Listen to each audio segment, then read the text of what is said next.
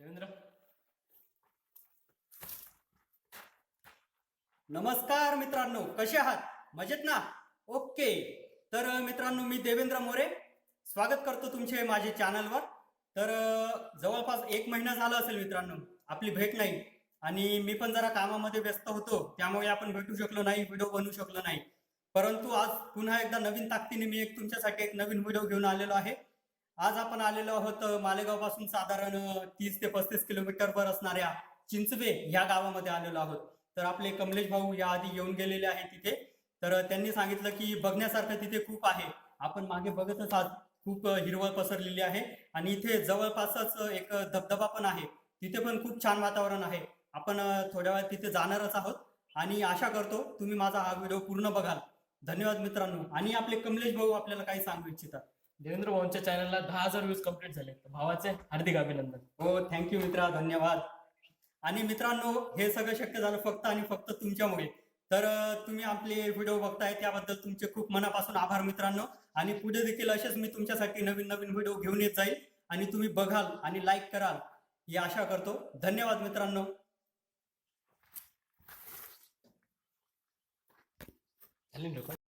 तर मित्रांनो, आत्ता आपण खाली ज्या मंदिराजवळ थांबलेलो होतो, तर ते सिद्धिविनायकाचं मंदिर आहे, आपण बघितलं.